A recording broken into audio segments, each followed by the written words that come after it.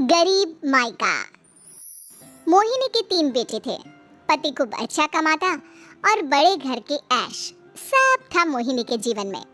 लेकिन एक चीज जो नहीं थी वो थी सुकून। मेरी बहन और मेरा भाई दोनों गरीब, लेकिन मैं मेरे पास तो नोट की बरसात है। तभी मोहिनी की बहन वीना उसके दरवाजे आ जाती है। अरे मोहिनी, कैसी है? मेरे घर में ना सिलेंडर खत्म हो गया है। तेरे पास तो इतने पैसे हैं, भरवा देना मेरा सिलेंडर। पैसे जैसे ही आ जाएंगे मैं दे दूंगी। तभी मोहिनी का पति राकेश आ जाता है। क्या है वीना, ये अपने घर की परेशानी हम लोगों के घर ना गाया करो। तुम्हारी बहन को तुम लोगों पर तरस आ जाता है और वो पैसे देने लग जाती है। मुझे ये बिल्कुल पसंद नहीं है। ओ जीजा जी, नहीं, मैं तो वो बस अच्छा, मैं चलती हूँ। वीना वहाँ से चली जाती है। उसके जाने के बाद अच्छा किया जो आपने सुना दिया। अरे न जाने क्या सोचकर मेरे घर आ जाती है कि जैसे यहाँ तो भंडारा भरा है। अरे कितना तो दे दिया। अच्छा जी, जरा 1000 तो देना। वो बिन्नी दीदी है ना, उनके घर जा रही हूँ। उनका पोता हुआ है तो मुंह दिखाई दे दूंगी। हाँ, उन लोगों के आगे तो शो ऑफ किया करो। वो खुद को बड़ा अमीर शो करते हैं ना, दिखा दे कि तू भी किसी से कम नहीं है। हाँ जी, इसी के लिए तो जा रही हूँ। मोहिनी तैयार होकर अपनी बुआ की बेटी के घर जाती है, जहाँ उसके पोते का कार्यक्रम चल रहा होता है। वहाँ वीना भी आई होती है।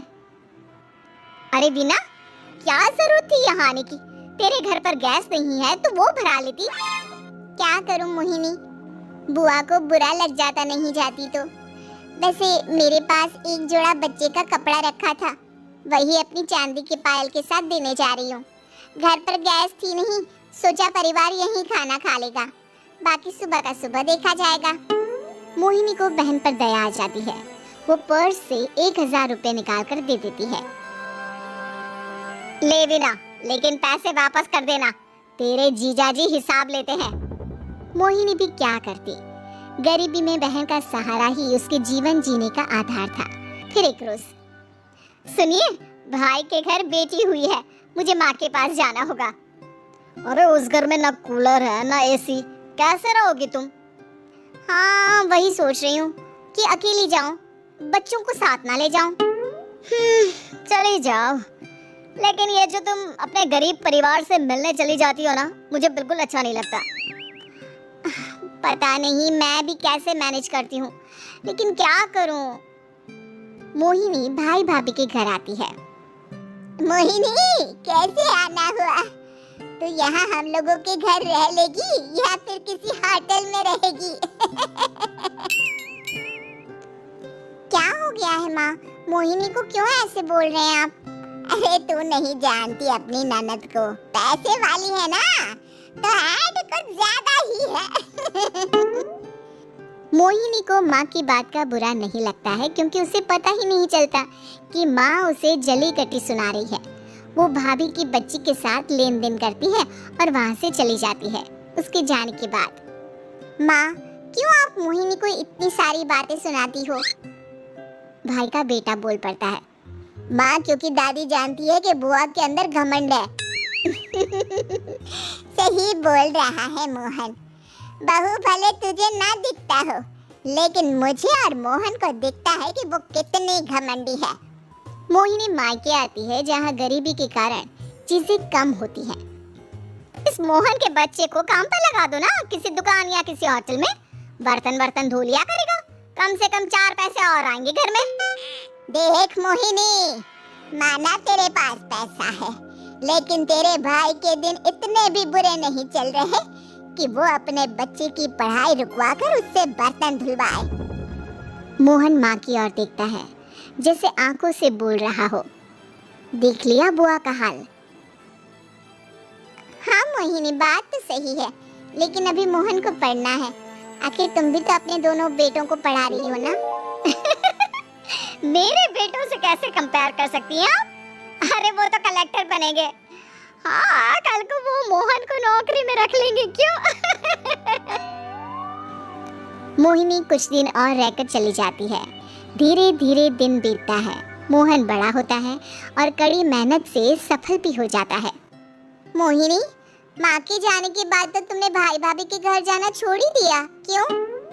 वो क्या है ना, उन लोगों का घर छोटा है, मेरे बच्चे जाना ही नहीं चाहते। पर तुझे क्यों अचानक मायके की बात याद आ गई?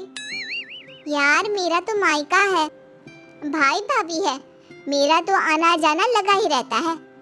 हाँ, क्योंकि तुझे आदत है ना ऐसे छोटे से घर में और कम पैसे में रहने की। वैसे क्या खबर है आजकल मायके की अपने? अब वो घर छोटा और कम पैसे का नहीं रहा, क्योंकि मोहन तो बहुत बड़ा आदमी बन गया है। फिर क्या? मोहिनी भाभी को फोन करती है। मोहन किसी बड़ी कंपनी का मैनेजर हो गया है क्या भाभी? क्या ये सच है?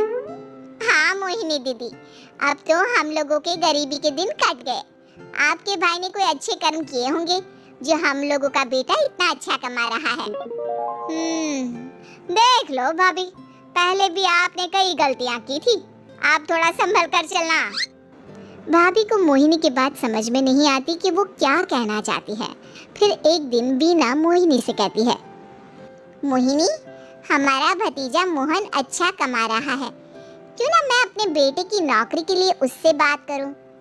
अरे बुआ का बेटा है, ये सोचकर मदद तो करेगा ना? हाँ हाँ, क्यों नहीं करेगा, उसके बुरे दिन में तो हम भी खड़े थे। मोहन को वीना फोन करती है और अपने बेटे की मदद करने की बात करती है।